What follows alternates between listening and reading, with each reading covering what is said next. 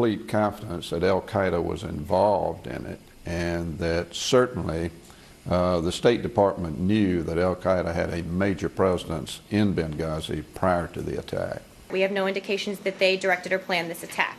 And I just reiterate a point that, every bad guy with a gun isn't Al-Qaeda. That may be a useful shorthand for politicians to use, but it's not borne out by the facts on the ground. Saxby Chambliss, top Republican on the Senate Intelligence Committee, and State Department spokesperson Marie Harf sharply disagreeing over the role Al-Qaeda played in the 2012 attack on the U.S. consulate in Benghazi. And we're back now with the panel. Well, the Senate Intelligence Committee finally came out with its report on the Benghazi terror attack this week, and here was its conclusion. The committee found the attacks were preventable based on extensive intelligence reporting on the terrorist activity in Libya, to include prior threats and attacks against Western targets, and given the known security shortfalls at the U.S. mission. Britt, this is a bipartisan report. Are you surprised how tough it is? Yes, I was surprised. I didn't think it would. I think what we would probably have was a rather mild set of conclusions from the committee as a whole, because the Democrats have the majority, and then a stronger set of views from the minority. Well, we did have a stronger set of views from the majority, but the majority's view of this was pretty tough, and as you heard Saxby Chambliss note, it did say that Al-Qaeda was involved. What's fun to watch here is the State Department's incredible shrinking definition of Al-Qaeda, which gets down to what they call core Al-Qaeda, which is getting to be so small that it's very hard to detect anywhere. I mean, Al-Qaeda has been an You have to have a T-shirt that says, "I'm with those guys." Well, no, I'm an Osama bin Laden man all the way, and I knew him, and he personally trained me. But that's kind of where we are in this story, and you add to that what came out of the House side this week, the testimony of General Ham, who happened to be in town at the time when this attack happened on September 11th, and he and the other senior people at the Pentagon, including the Secretary, were of the view that this was a terrorist attack from the get-go, and they went and Panetta went to the White House and told the president that. So the president, who waffled about what this was for weeks on end, had been told by senior military leaders right on the day it happened that it was a terrorist attack. Yeah, those two things have moved the ball forward. Yeah, let's talk about that, because, and we'll get to Ham in a moment, but the report, Bob, the report from Senate Intelligence makes it clear, one, Al-Qaeda affiliates were involved, and two, it says that on September 18th, just 1 week after the attack, the CIA and FBI reviewed the videos of the attack, and it was clear that it was terror. It was clear that this was not some protest. Somebody said a really hostile movie review of that anti-Islam video. That certainly contradicts what the president and his team were saying in the weeks after the attack. No, it's fascinating when you page through the document. You really see an unsparing critique of Foggy Bottom, of administrative leadership within the president's administration. But at the same time, the legs of this story, I think, are really questionable. Because this is a bipartisan report, will there be questions about states' leadership in the coming days? Sure. But will Hillary Clinton, who's only mentioned once in the document, continue to be the focus of Republican scrutiny? Maybe not.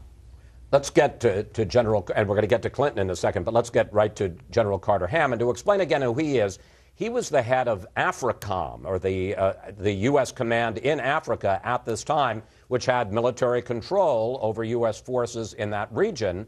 And he testified back this summer before Congress, and that testimony was released this week. He testified that within minutes of the attack, quote, "To me, it started to become clear pretty quickly that this was certainly a terrorist attack and not just something sporadic." Again, Kim, that is directly contradicting the narrative that came out of the White House in the days right after the attack, the narrative that I heard, and she was sitting right where you are here, from Susan Rice, then UN ambassador, the Sunday after, September 16th. I mean, you got the general in charge of AFRICOM saying it was terror. Right, and that's why this report does not end anything. It actually opens up a whole new vista on this question and guarantees this story will keep going. Because what we found out in this report, I mean, it was a searing condemnation of sort of state and how they handled, this was a security and intelligence failure, which has resulted in the deaths of 4 Americans.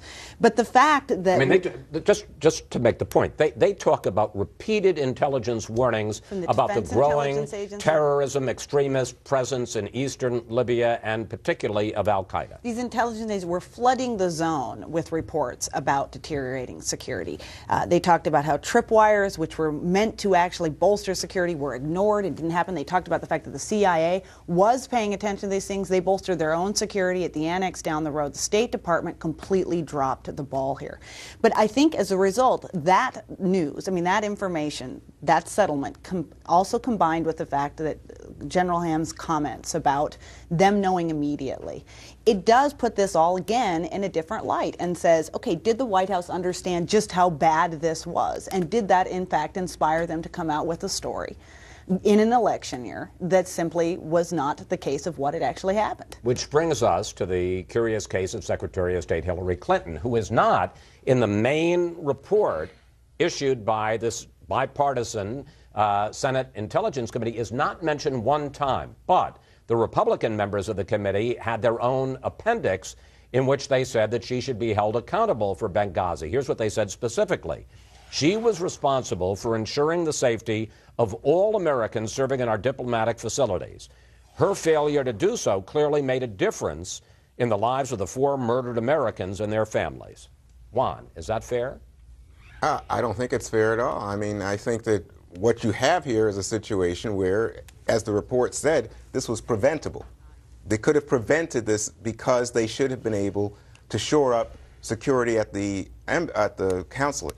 But the problem is that the intelligence wasn't very good. That's what the real finding of this Senate thing was. I don't agree with that. They said the intelligence was good, and in fact that the CIA reacted to it, but State didn't. Well, they had some intelligence. By the way, Carter Ham also said that there was no evidence of an imminent attack there. No, but I think that they said the intelligence, especially the intelligence assessment that was given to the president, was given to Secretary Rice, was consistent with what Secretary Rice said here. Oh, baloney. And I think that, I think there's a big effort, and I think that's what we see in the appendix to the report, by Republicans to try to pull Hillary Clinton in, because guess what? Hillary Clinton is the leading candidate among the Democrats for president in 2016, and they want to damage her politically with this somehow. But I don't see that this report advances the ball at all. But you're talking about two different kinds of intelligence. The intelligence warnings that were out there that inspired the CIA to bolster their own security. Right, and remember, Ambassador Stevens says twice, no, I don't want any additional security. That's the question of Hillary Clinton's culpability in the fact that State Department ignored these tripwires and these intelligence assessments. So that's a different question from what intelligence the White House got about what happened on the day. What I don't understand, one, is how her department, which she was head of, can be responsible for multiple failures in this thing, and she's blameless.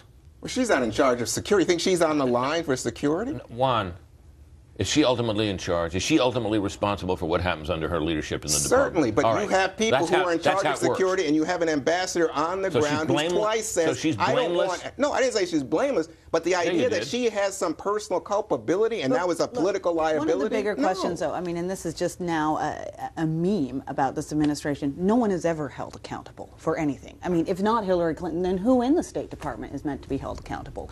And this White House, there's no one accountable for IRS, there's no one accountable for this, there's no one accountable for health care. It's endless. That's a political argument. Well, that's not a surprise. Thank you, panel. See you next week. Up next, our Power Player of the Week, saving lives with 3D printers.